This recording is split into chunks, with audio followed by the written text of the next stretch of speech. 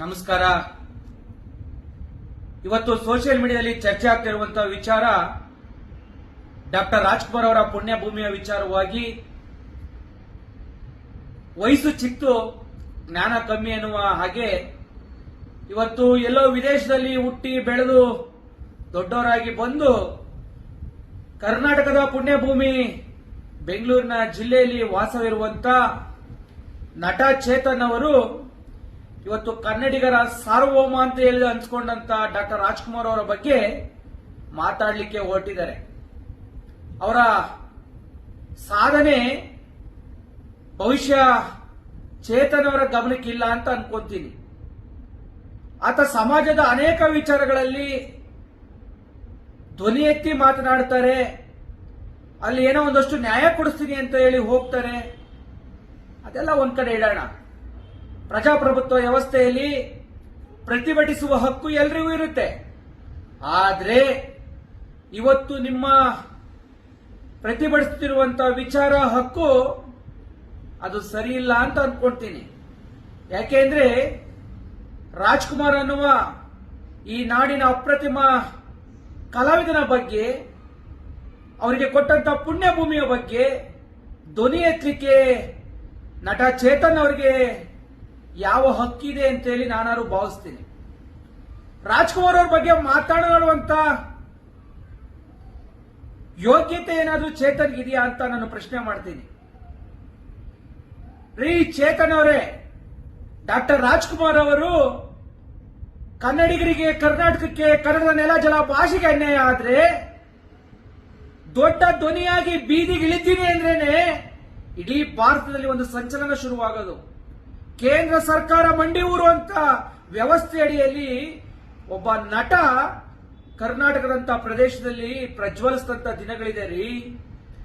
ಗೋಕಾಕ್ ಚಳವಳಿಯನ್ನ ಇತಿಹಾಸವನ್ನ ಬರೆದಂತ ವ್ಯಕ್ತಿ ರಾಜ್ಕುಮಾರ್. ಗೋಕಾಕ್ ಚಳವಳಿಯಲ್ಲಿ ದೊಡ್ಡ ಧ್ವನಿಯಾಗಿ ಕೆಲಸ ಮಾಡಿದಂತ ವ್ಯಕ್ತಿತ್ವ ಡಾಕ್ಟರ್ ರಾಜ್ಕುಮಾರ್.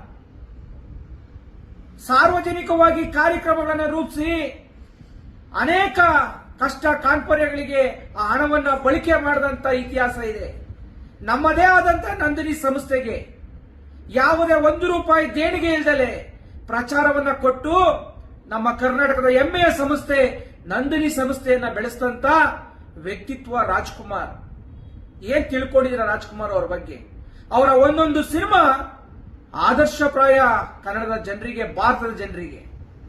ಅವರ ಸಿನಿಮಾವನ್ನ ನೋಡಿ ಅವತ್ತು ಅನೇಕ ಭಾಷೆಯ ಸಿನಿಮಾಗಳಲ್ಲಿ ಅವರ ಆ ಸ್ಟೋರಿಯನ್ನ ತಗೊಂಡು ಸಿನಿಮಾಗಳನ್ನ ಮಾಡಿದಂತ ಇತಿಹಾಸ ಇದೆ.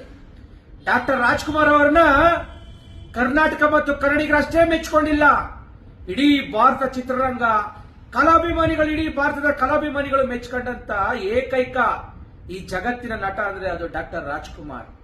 ಅಂತ ವ್ಯಕ್ತಿತ್ವವನ್ನ ರಾಜ್ಕುಮಾರ್ ಕೇಳಿದ್ರೆ 2.5 ಎಕರೆ ಭೂಮಿ ನನಗೆ ಕೊಡಿ, ಅಲ್ಲಿ ನಮ್ಮ ಅವರ ಒಂದು ಸಮಾಧಿಯನ್ನ ನಿರ್ಮಾಣ ಮಾಡಬೇಕು ಅಂತ ಏನಾದ್ರು ರಾಜ್ಕುಮಾರ್ ಅವರು ಯಾರ ಬೇಡಿಕೆ ಇಟ್ಟಿದ್ರೇನ್ರಿ ಬೇಡಿಕೆನ? ಇತಿಹಾಸ ಗೊತ್ತಿದೆ ನಿಮ್ಗೆ.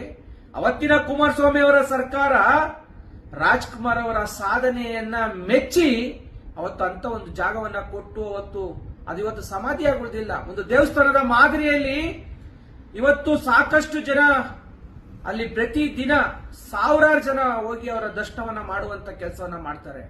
ಅದೊಂದು ಪುಣ್ಯ ಭೂಮಿಯಾಗಿದೆ. ಅಂತ ಜಾಗದ ಬಗ್ಗೆ ಇವತ್ತು ನೀವು ಧ್ವನಿ ಎತ್ತುವಂತ ಕೆಲಸ ಯಾಕೆ ಮಾಡಿದ್ರಿ? ಇದ್ರ ಹಿಂದಿನ ಹುನ್ನಾರ ಏನು? ಹುನ್ನಾರ ಏನ್ರಿ? ನಾನು ಮಾತಾಡಿದ್ದೆಲ್ಲ ಸರಿ ಅನ್ನುವ ಭ್ರಮೆಯಲ್ಲಿರುವಂತ ಚೇತನ್, ನೀನು ಮಾತಾಡಿದ್ದೆಲ್ಲ ಒಪ್ಕೊಬೇಕು ಅನ್ನುವ ಜಾಯಮಾನದ ಜನರು ಇಲ್ಲಿ ಯಾರು ಇಲ್ಲ.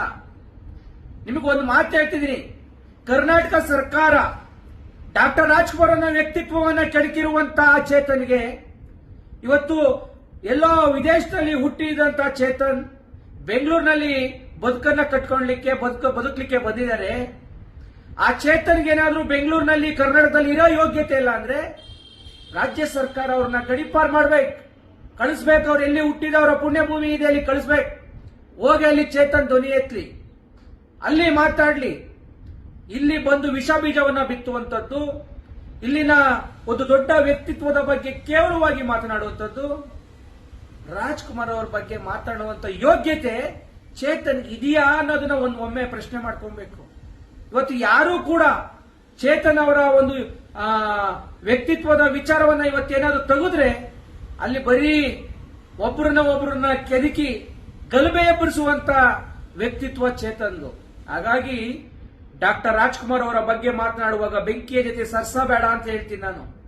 ಬೆಂಕಿಯ ಜೊತೆ ಸರ್ಸಬೇಡ. ರಾಜ್ಕುಮಾರ್ ಅನ್ನೋ ವ್ಯಕ್ತಿತ್ವ ಕರ್ನಾಟಕದ ಜ್ವಾಲಾಮುಖಿ ಇದ್ದಾಗೆ. ಏನಾದ್ರೂ ಒಂದು ಸಲ ಸಿಡಿದ್ರೆ ಚೇತನ್ ಕಣ್ಣಿಗೆ ಕಾಣದೆ ಮಾಯ ಆಗ್ತೀಯ ಅನ್ನುವ ಎಚ್ಚರಿಕೆಯನ್ನ ಇವತ್ತು ನಾನು ಕೊಡ್ತಾ ಇದ್ದೀನಿ.